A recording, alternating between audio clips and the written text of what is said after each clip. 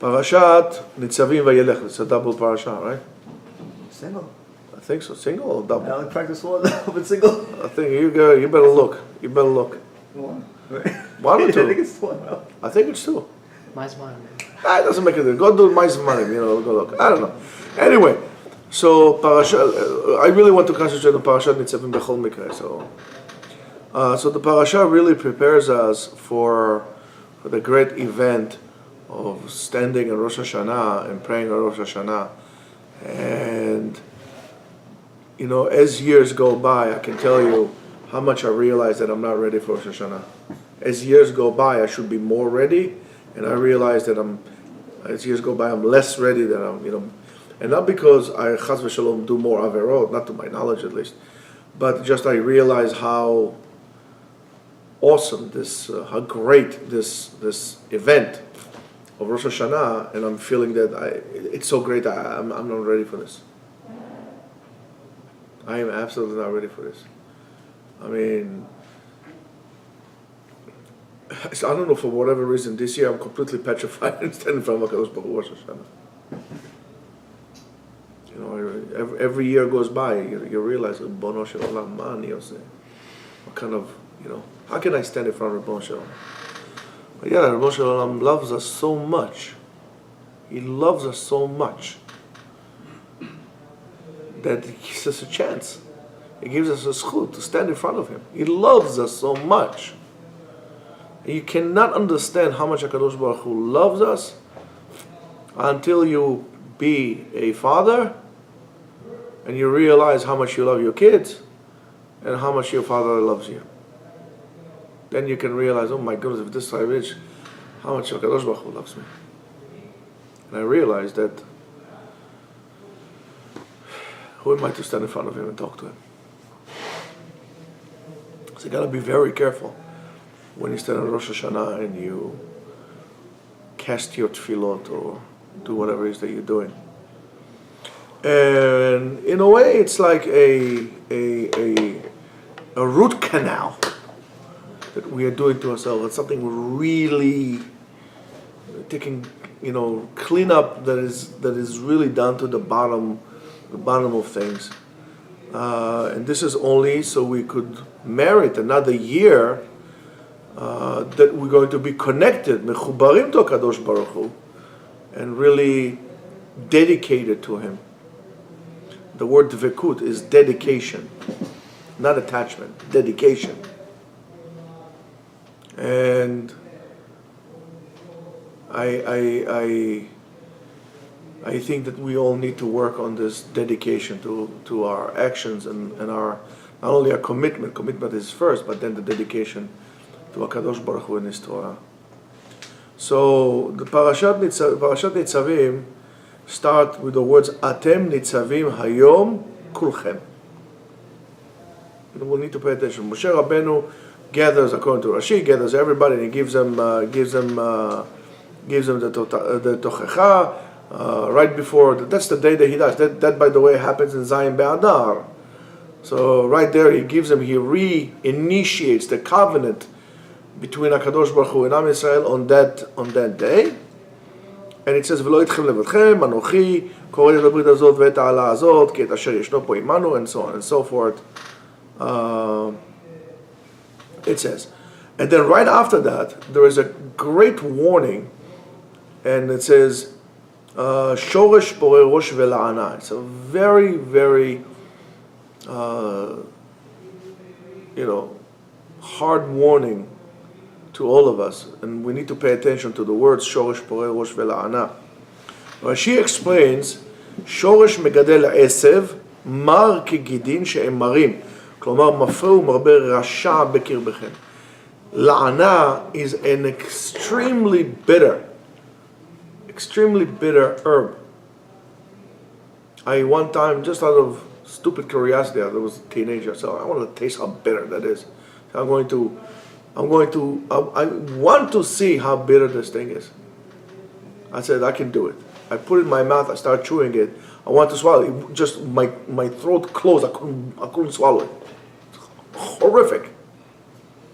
However, that bad root inside of you is a growing bed for Reshaim, and we need to eradicate it from its root. We need to pull it from its root. Again, I told you this morning, I think it was this morning, how much, or maybe yesterday, who knows anymore, how much musar do I learn from working in a garden, and how sophisticated weeds are. I mean, it's fascinating. But you know, if you didn't pull one weed out and you allowed it to sprout, next year is out of control. Even one, you have to take them immediately. Some of them are so sophisticated. I'm really amazed at weeds. There are weeds, you touch them, as soon as you touch them, they just poof, go like this with seeds all over. It's like an explosion. I mean, it's unbelievable. Unbelievable. Other they grow like this. As soon as they touch they fall down. As soon as they touch the ground, next day they have roots. It's fascinating. Tremendous musar you can learn about the will to live and about how you should eradicate things inside of you as well. Not for nothing, the pasuk tells us like that. And of course, then we have in the parasha. We have the parasha and I mean, we can write books on this about Mi Alenu, that he says that it's not so far from you, and don't say who's going to go up to the mountains and bring it to us, because it's close to you, Lo Bashamayimi. And of course, we have according to the Ramban, in this week's parasha, we have the hint for mitzvah tshuva that is midoraita, right? V'shavta Hashem Elokecha, and so on and so forth. And again, this whole thing happens on Zayin Be'adar, and we really think that this is how Sefer Dvarim should have started. The Nitzavim Hayom, and that's where he started. But En Mukdam U'Meuchar LaTorah, and we already learned that in Sefer Dvarim that Moshe gathers the people to give them tochecha, and the tochecha that he gives them comes from a place of love. That's why we have two tzivuim in the Torah, ve'ahavta l'reacha kamocha, right? Ve'hocheach tochiach et amitecha. So the mitzvah tochecha only can come when you actually care about a person and love the person, not because you want to embarrass him or make him feel bad or put him down and so on and so forth. You have a question? So that is something that we need to remember. So Moshe gathers the people out of love, and he gives them this tochecha. Now we know that Moshe Rabbeinu was always blamed for everything. You didn't give us water, you took us here, you were this, you were that. But Moshe today is pure love. He gives them the tochecha, very harsh tochecha, but it's pure love. And that's why we say, chosech shivto, soneh beno. If you have a son that he goes straight over the derech, you gotta straighten him up. If not, you hate your son. And the same thing to a Rebbe, to his Talmud. Sometimes the Talmud thinks that he, knows it all, and so on and so forth. And the Rebbe gives him tochecha, and he says, who are me? You should know that it comes from a place of love and caring. Otherwise, a person is not mesugal, is not capable of giving tochecha. Why? Because if chas v'shalom, for example, I hate you, I don't like you, and I see you doing something wrong, I should tell you, hey, listen, you're doing something wrong? That's a fail. I don't care, fail. I'll sit there and laugh. I care what you say, listen, don't do that. So you should know. So people who try to help you and tell you what you're doing is wrong, most likely care about you more than those who didn't say anything to you. And then you have to ask, if all these people knew that I was doing something wrong, how come they didn't tell me that? Why did I always think they're my friends? Okay. So it says, Sadiq. So it says, Atem nitzavim hayom kulchem lifnei Hashem Elokechem. And we already know that in order to understand and we said it before many times, that in order to understand the word, the meaning of a letter or a word, the meaning, not in terms of the dictionary, part of it, but rather the spiritual meaning of the word, you have to look at where it's the first time it appeared in the Torah. For example, if you want to look at the spiritual word meaning of the word letter Aleph, right? So you need to find it where it's bet, and then you can learn a lot about the shape of it and so on and so forth. It's fascinating stuff.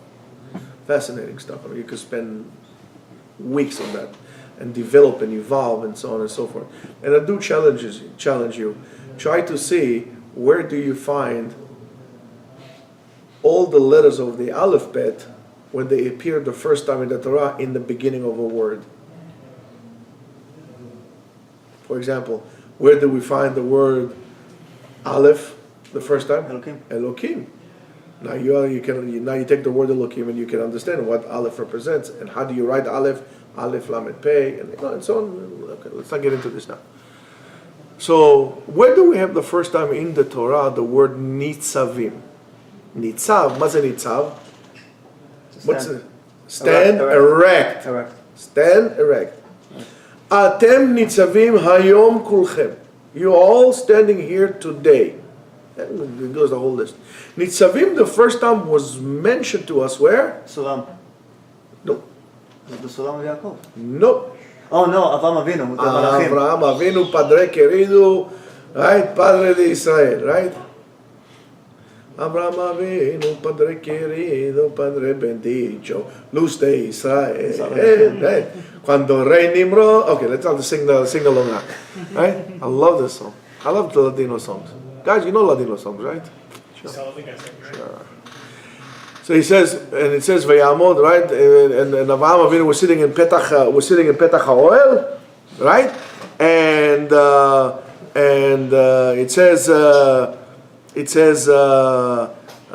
the Malachim Vayisai Enav Vayireh V'hineh Shlosha Anashim Nitzavim Alav. In other words, Nitzavim Alav. Not Nitzavim. It doesn't say Nitzavim Mulo, standing in front of him. Vayireh Shlosha Anashim what? Nitzavim Alav. They were standing like this. I mean, no wonder he knew they were angels. I don't know. That kind of. I would look up like this. I was sitting down in my tent, painful like this, and it's hot there like this, sitting down like this. Also, I look up. I see 3 people on top of me. I don't know. I don't know about you, but I would freak out. I would say, "Hello, doctor. I'm seeing things." But Avraham Avinu is Avraham Avinu, By the way, guys, thank you very much. Happy birthday to me today. Thank you. Happy birthday to me. Yes, where's the bourbon? I wish you knew. Look at the Yeshiva group. The guys say, thank you. You're not in it? Yeah, you are. We should put you in. Yeah, anyway. So, it's never too late. I take second day of Galuyot also. So it says Nitzavim Alav directed. So we know that right now Atem Nitzavim, that refers to Rosh Hashanah. Atem Nitzavim Hayom Kulchem. We know that everybody called Ba'ei Olam, all creatures of the world, on Rosh Hashanah, Jews, not Jews, Gentile, jihadist, Pope, Shmope, pipe, everybody, horses, donkey, called Ba'ei Olam. Stand in front of HaKadosh Baruch Hu on Rosh Hashanah. Atem Nitzavim Hayom Kulchem. Kulchem. In other words, when HaKadosh Baruch Hu measures that, everybody comes together, Rabotai. Together, HaKadosh Baruch Hu values everybody by himself and everybody as a group together in front of HaKadosh Baruch Hu. Then we determine what is going to happen with you, what's going to happen with HaKadosh Baruch Hu, because there's no time bound. That's why it's important not only to pay attention to what you do, what do you do for others? That's why it's important not to be selfish, because ultimately if you're selfish, you are stupid, because you're not helping the other and you are judged with him as well. That's the whole concept of tikkun olam, fixing the world. That's the responsibility that we have. So when you stand straightforward in front of God, right? Atem, but I have a chidush for you. How do you stand in front of God? Huh? Putting the talit on, I have kittel or jalabia. By the way, I think Sfarim should wear a white jalabia. Why do I have to wear the kittel? I want something white also. Kittel, schmittel. What you got this kittel, I want to wear jalabia. Why not? For that we're not good enough, right? I think we should start a new style. Wear a kittel, not kittel, jalabia, white jalabia, mayesh, Ku Klux Klan, white, no, without the hood. Hood, no. Nice, no kova, no hats. Leave your hat in the entrance to the shul. I have nothing, silver on the thing, I don't have anything, but like nice like this, in front of Hashem. This is how you stand in front of Hashem? I'm going to tell you, no. The answer is no. How do you stand in front of Hashem? Atem. But if you take the words atem and you mix the letters a little bit, what do you get? Emet. Atem nitzavim hayom, you have to stand in front of Hashem, emet. First of all, then you can stand in front of Hashem. You have to be truthful. You can't come to Kadosh Baruch Hu. You can't come to God and tell him stories. That's the stories you say for everybody else. The stories that you tell everybody else. But to Hashem, you have to come in with the emet. And that's what we say, Chatanu, Avinu, Pashanu. HaKadosh Baruch Hu knows why you're going to tell him stories. HaKadosh Baruch Hu, listen, I was busy, I'm busy, Be'emet, you can only stand in front of HaKadosh Baruch Hu, be'emet, only when you're truthful. If you are not dover emet, HaKadosh Baruch Hu takes you, throws you out of here. Why? Because that's his seal. The seal of HaKadosh Baruch Hu, emet, Torato emet, v'chotamo emet. HaKadosh Baruch Hu is the truth, his Torah is the truth, and his seal is the seal of truth. You cannot come to HaKadosh Baruch Hu with stories. Anybody who lies strays away from God. Everybody, we all know it. I'm not cholek on that. Don't get me wrong. We know in the 10 Commandments we say 5 are between men and God, and the other one between men and men. I'm going to tell you no. Ultimately, even the other 5 are between men and God. Why? Lo tirtzach, don't kill. I'm God also. Kill. I'll kill this one. I'll kill that one. Death penalty. Not kill. I'm playing God here. I always, and I don't know why, again, maybe I get him old, but in recent years I'm thinking, I could never be a politician, a prime minister, a president, with the authority. Not that I'm afraid of authority, believe me, or responsibility. But how do you send people to die? How do you do that? I mean, how do you sleep with yourself? How do you go to sleep at night? It's unbelievable. You have to understand those things. So when you're about to come in front of Hashem and you're going like this, right? The stories that we tell ourselves, the stories that we tell others, you can't come to God with this. You can't. It's a matter of the truth. You have to come be'emet to Him. You have to stand up straight and say the truth. And it's something that is very, very deep. How do we come? How do we pray? How is our tefillah all about? Are we coming to shul to talk to people, to chill out and get around together? It's very scary. It's a very scary event. It's a very, very scary event. Now, you should know that everything goes after the head, the beginning, right?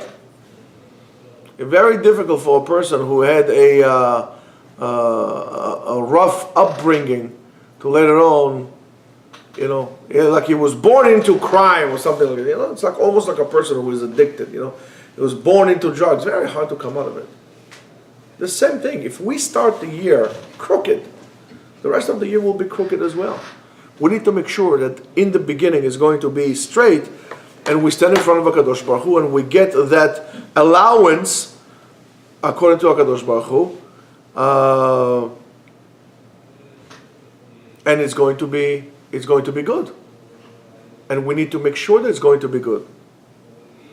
And in other words, the whole entire year is engulfed within 48 hours that we have of the 2 days of Rosh Hashanah, which are basically the seeds of what's going to happen this year.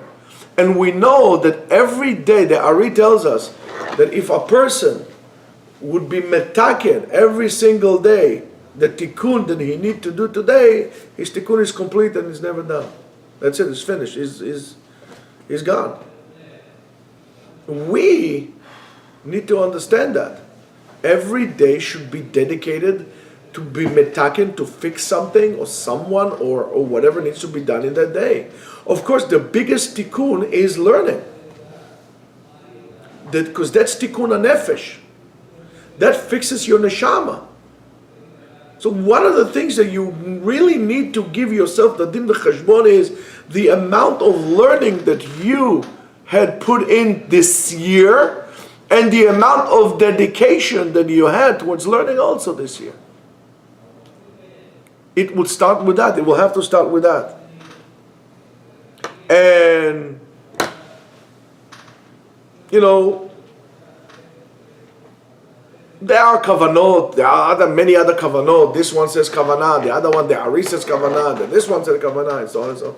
But I did explain to you this week, talking about, I think we were talking, right, David, the simplest kavanah that a person should ask in HaKadosh Baruch Hu, and I'm going to tell you this. You can put your hands up.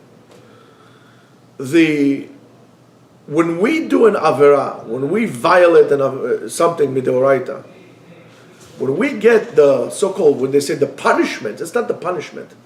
That's the tikkun for what we had done. The avera is the punishment. The sin is the punishment itself.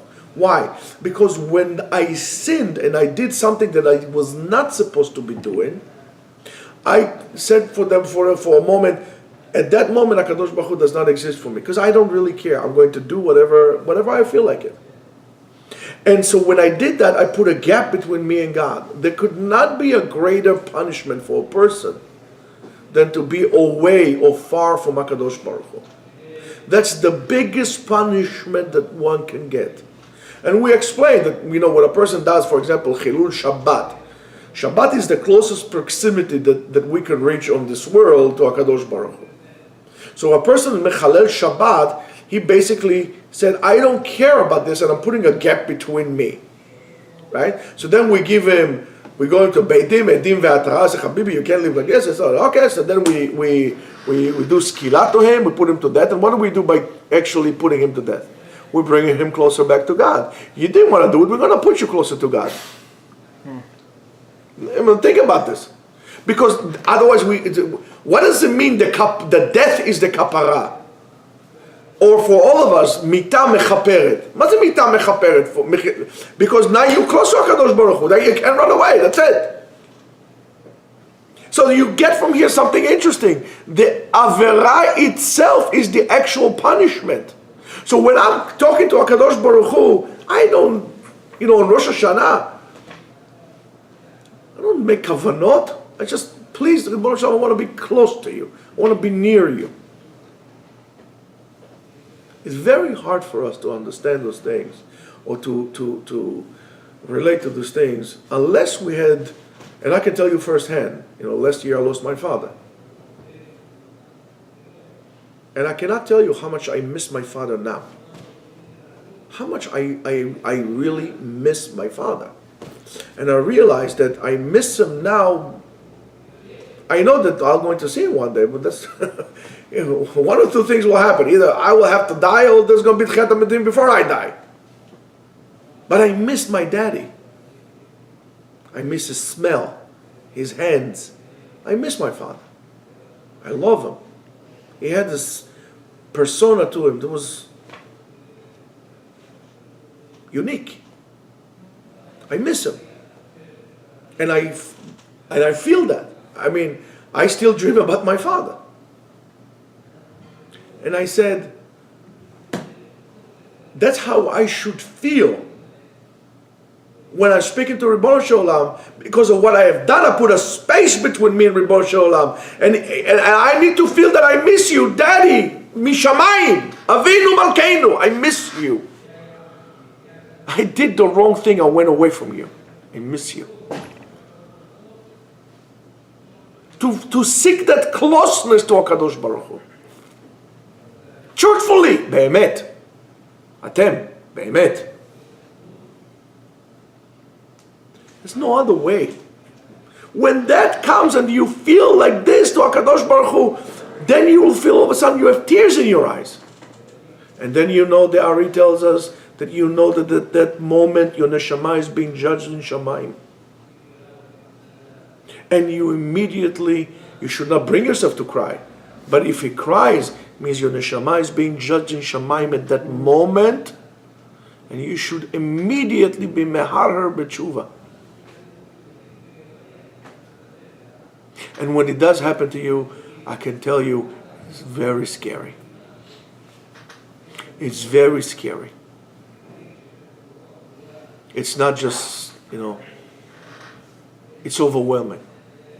So this closeness, we need to seek this closeness to HaKadosh Baruch Hu, especially in time of Rosh Hashanah. And we need to make a plan on Rosh Hashanah to arrange it. We need to take an inventory, right? Like we do everything, what we did and what we didn't do, and we need to arrange our inventory and to make a seder and to be mechazek, to strengthen anything that we did wrong, so it would not become a habit. If we're nichshal in lashon hara, we should strengthen that. If we're nichshal in matan tzedakah, we didn't give enough, you should strengthen that. If we nichshal, which most of us do in bitul Torah, we should strengthen that. Because once it becomes a habit, we become like weeds. Shoresh porei rosh ve'la'ana. And that will become a breeding ground for wicked, not only people, also thoughts inside of us. And before you know, it goes all out of the way. It goes all out of the way. We should understand that we stand for HaKadosh Baruch Hu, since his chotam is emet. We also have to understand we cannot make other gods, because that's what it says, right? Elokechem, Ish Lachem Shoresh Porei Rosh Ve'la'ana, right? That says, let's work Elokei Goyim, and so on and so forth, right?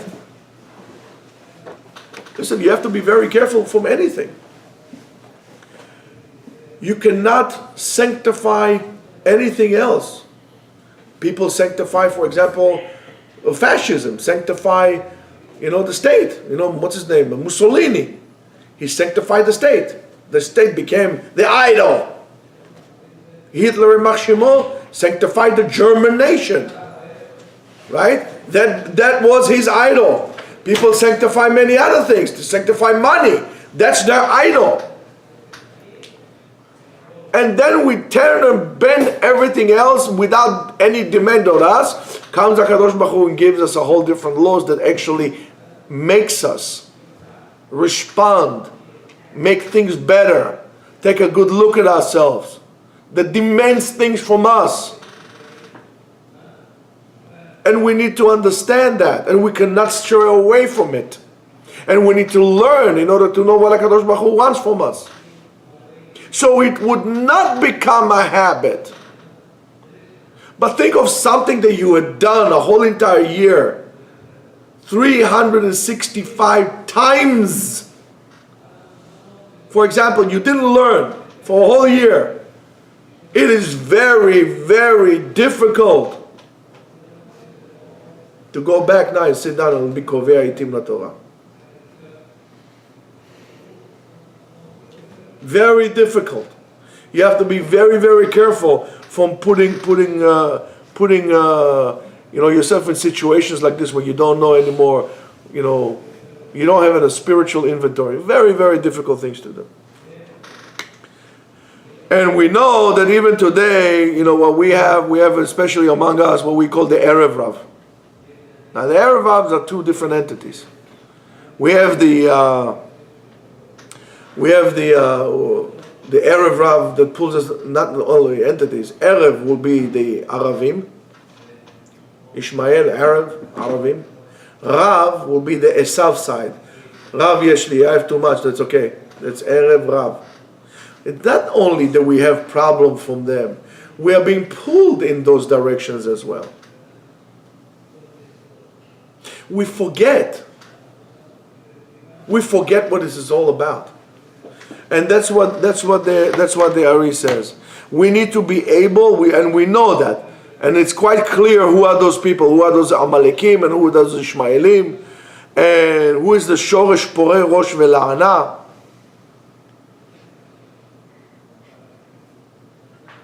And we need to reveal their faces,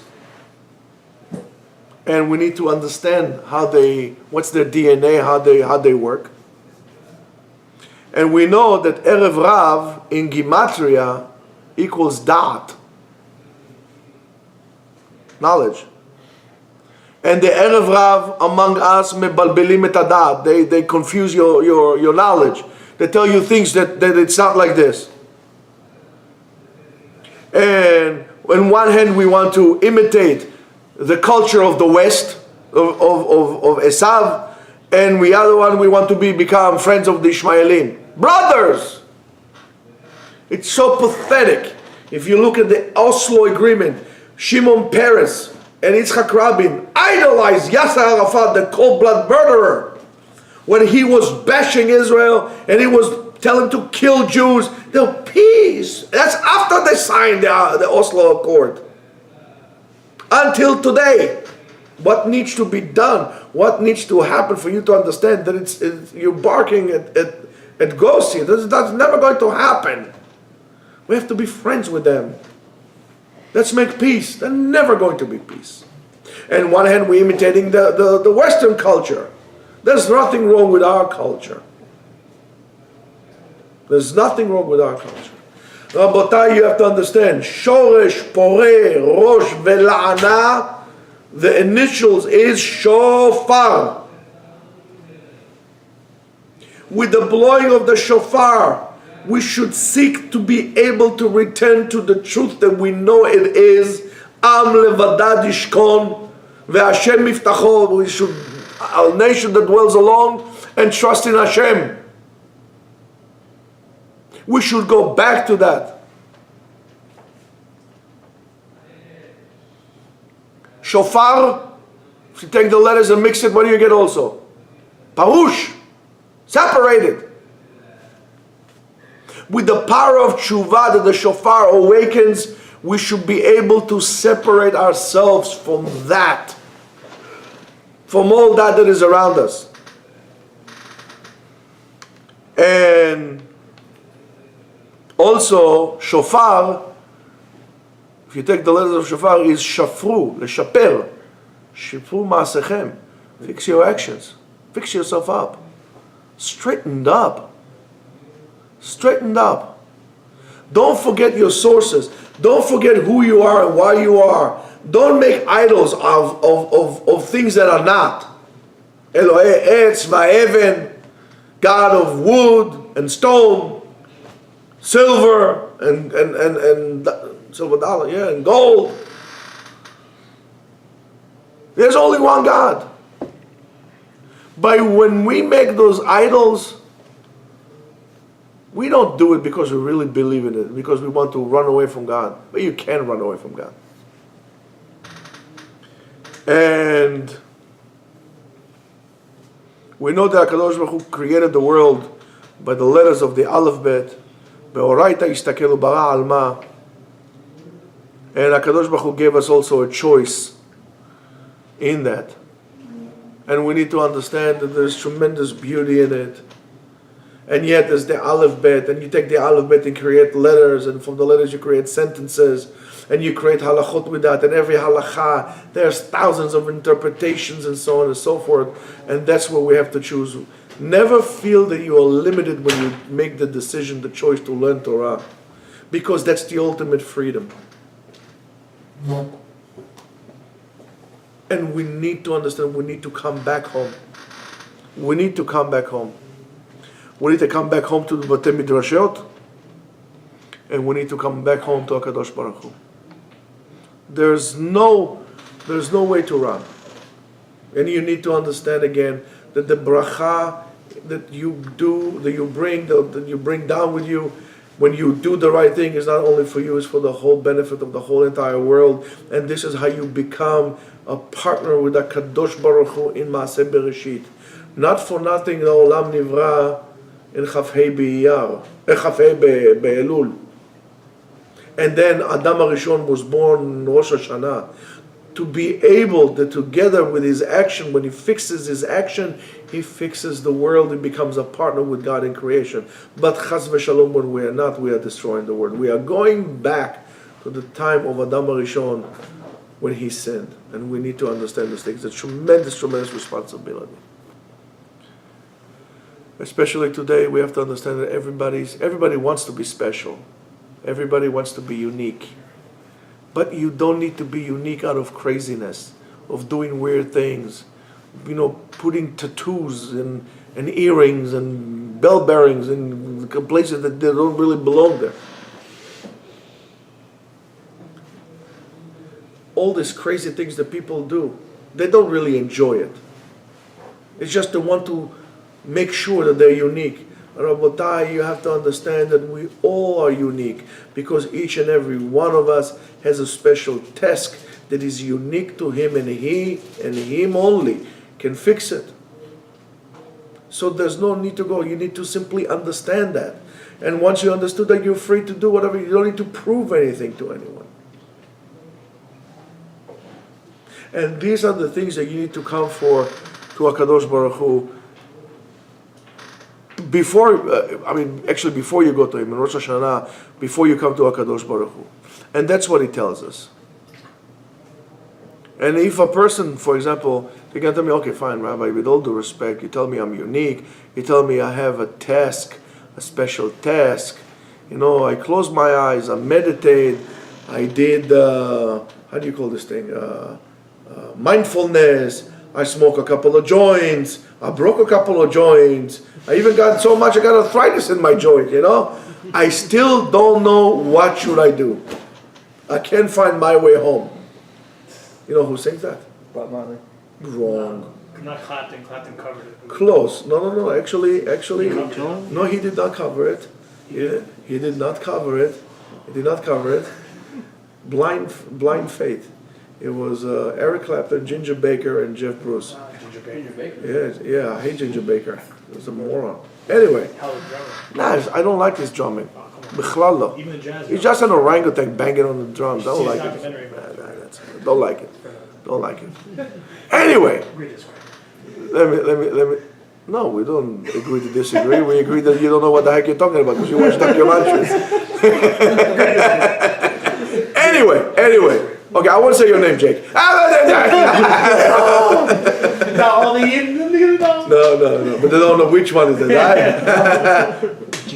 Yeah. Anyway, that was Montana. No. So, if a person doesn't know, or a person doesn't know his purpose, or he sometimes feels depressed, right? And we know that at the time of the prophets, if a person wants to know his purpose, he will go to the prophet, and the prophecy was quite common. He will go to the prophet and will tell him exactly what's his purpose and what should he be doing, and so on and so forth. And then you won't wonder, maybe I should go to this kind of degree. Or the prophet will tell you exactly, because that's your tzino, that's what it is. But today there's no prophecy, so what should we do? So of course we say, Imno Nevim, Bnei Nevim. Okay, but still, okay, thank you very much. I'm a son of a Navi, thank you so much. Shalom Aleichem. I still have no clue how to do it. So what should I do now? Go to my guidance counselor? She's more lost than me. So guess what? Comes the Torah to rescue. And the pasuk says like this.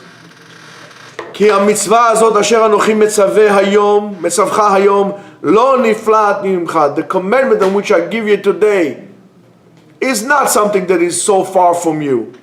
ולא רחוקה היא. It's not far. לא בשמיים. It's not in the heaven. לאמור מי עלינו השמיים ויקחלה לנו וישמנו אותה. Don't say who's going to go up to heavens and bring us the Torah or bring us this great knowledge like Moshe did to the people. Only then we can do it. No, don't say that. ולא מעבר לים היא. And it's not across the ocean. לאמור מי יעבור לנו אל הים ויקחלה לנו וישמנו אותה ונעשנה. I'm only going to do so if somebody else is going to go it for me. The Torah says כי קרוב אליך הדבר מאוד It's very close to you, very close to you. Beficha ubilvavcha la'asoto is in your mouth and in your heart to do. You have to say, okay, I'm going to do it. Every person is obligated in what we know, in the nigle, as they say, to first of all do whatever HaKadosh Baruch Hu asks us to do. We know what He asks us to do. You know what you need to do. Don't tell me you don't know what to do. Okay, fine. If like, who told us today? Zalman. Where's Zalman again? Probably went babysitting. Anyway, Zalman told us today a story about a guy that maybe that's him, no, that's yours. He told us a story today about a guy that he met in college that was saying to him, oh, you know, by the way, my grandmother was Jewish, so they said to him, which grandma, from which side? He said, oh, my mother's side. So I told him, oh, you're Jewish. He said, really? I didn't know that. Okay, we're not talking about a guy like this. We're talking about people that know what Shabbat is, they know about Shabbat, they know that they're Jewish. You know what to do. It's not so secret. It's not Kabbalah. It's not Sefer Yetzirah. It's very simple. What is HaKadosh Baruch Hu asking from you? First of all, to be honest, to care about those who can't, to follow His ways, to appreciate what He gives. That's nothing so major. HaKadosh Baruch Hu did not ask you to blow yourself up for 72 virgins up in heaven, or 70, whatever they get up there. He didn't ask us to do all these things. HaKadosh Baruch Hu did not ask you, if you love me so much, don't marry. Okay, so you could abuse little kids, but don't marry. He didn't ask us to do that. You should get married, and you should have kids, and you should care for the weak, and be an honest man. That's the very basic. So you know what to do. The question is, of course, why aren't you doing it? But you know what to do. However, the nistarot is your own job in creation. Sometimes it would tell you, HaKadosh Baruch Hu would tell you, and you would know what is your job. Of course, in today's day and age, the Ben Torah should be tzanua, should be na'im alichot, and so on and so forth. So if you first of all understand what you need to do, and you be humble enough and willing to listen. One of the things of being humble is actually willing to listen. You'll understand what your job is. Now, many times you would feel, that this is what you're meant for. Your mommy will tell you, I want you to become a doctor, or a lawyer, or a dentist, or an accountant, and you says, no, mommy, I want to become a rabbi, or a gardener, whatever. You know what's your purpose in life. You can't deny that. But then it comes only when you become, sometimes you get this moment of humbleness, you say, oh, that's what we're supposed to do. But when you're running away from that, you won't. You can't. You're running away from yourself. You're running and you're running and you're running away, but you can't run away from yourself. That Bob Marley said. You can't. But you know what you are. You know what you're supposed to do. Each and every one of us has talented. This one has a talent to teach. This one has a talent to recruit people. This one has a challenge to arrange things, and so on and so forth. We all in this together. Don't think you're all here by yourself. And that moment of Rosh Hashanah, when you feel that, be truthful with yourself and know and try. Don't be afraid to touch this point of truth that you just came with, because that's the badge that they let you in Olam Haba, or that's the badge that they let you into the door to speak HaKadosh Baruch Hu. You have a card that says truth. You swipe it. The doors are closed. And when you go up to the heavens in Shamayim, and every section,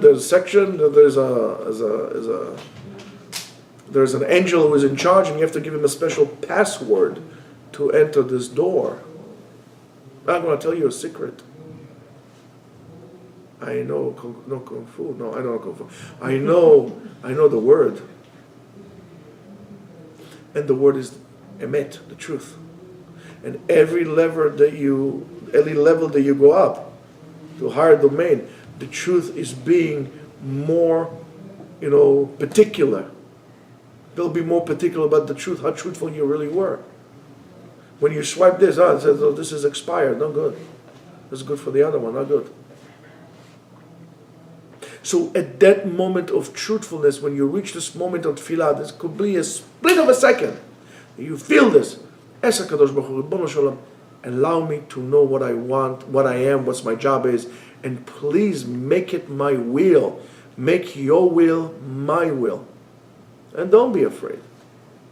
Don't be afraid if you just got a job that pays you $150,000 and you realize this is not what I was supposed to do. I'm supposed to do something else. Don't be afraid. Don't be afraid. After all, you ask HaKadosh Baruch Hu will give it to you. You have to understand what happens in this world. And you have to understand that only in the truth we can make things happen.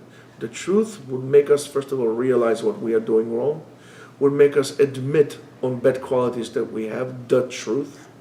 And only when we are truthful we can help other people, because they'll understand that we're coming from a place of truth and love. If not, it's not. And you know, emet is a very difficult word because it has the aleph, and it has the taf, and it has the mem. Aleph is the first letter, taf is the last letter, mem is the middle letter. It has to be truthful from beginning to an end, including the middle. Let's examine our actions. And why do we want to do it? Truthfully. And hopefully, when we reach that, HaKadosh Baruch Hu will have His rachamim on us and accept our tefillot, and will grant us another year, and then we can make the tikkun olam, because only through the tshuva, the power of tshuva, we can actually fix the world. We cannot fix the world by anything else. We cannot make the geula faster. We cannot make it slower. We can just make it happen. The pace of it is not up to us. Be'ita achishena HaKadosh Baruch Hu says. When it's time, it's going to roll. But we need to bring it le'ita. We have to bring the geula. The geula will come with love and will come with the truth. Shabbat Shalom and Shana Tova.